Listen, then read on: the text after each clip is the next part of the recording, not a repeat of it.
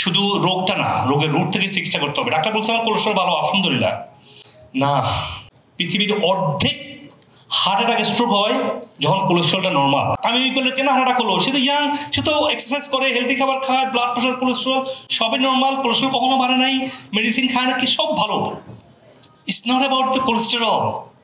এই যে মিথের মধ্যে আছে, সায়েন্স প্রমাণ করছে না। আমি কটা আর্টিকেল দেখালাম আপনাদেরকে, যেটা আমি বারবারই বলি, আমি বইতে উল্লেখ করেছি কোলেস্ট্রল কমানোর প্রাকৃতিক সহজ উপায়গুলো উল্লেখ করেছি। কারণ কোলেস্ট্রল হচ্ছে পৃথিবীর মোস্ট বেনিফিশিয়াল মেডিসিন। আল্লাহ সুবহানাহু ওয়া তাআলা আমাদের লিভার মাধ্যমে তৈরি করে আমাদের শরীরের হিলিং এর জন্য, as a anti inflammatory and oxidant হিসেবে। আমরা সেটাকে বলছি রোগের নাম কি? কোলেস্টেরল।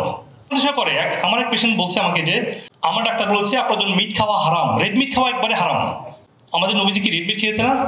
এবং প্রত্যেকটা অ্যামিনো অ্যাসিড আমাদের শরীর দরকার, তার 11-11টা এখানে আছে। একসাথে 11টা অ্যামিনো অ্যাসিড আপনি কোনো খাবারে পাবেন না। প্রোটিন, মানে প্রোটিন আর কি, সবগুলো প্রোটিন রেড মিটের মধ্যে আছে। রেড মিটের মধ্যে যে মিনারেলগুলো আছে, যেটা অন্য কোনো খাবারে এত বেশি পরিমাণে, এত বায়ো অ্যাবজর্বেবল ফরম্যাটে নাই। কিন্তু কম খেতে হবে, কারণ কি এটার অনেকের ডাইজেস্টিভ সমস্যা, আর বেশি রেড মিট অবশ্যই ক্ষতি করবে।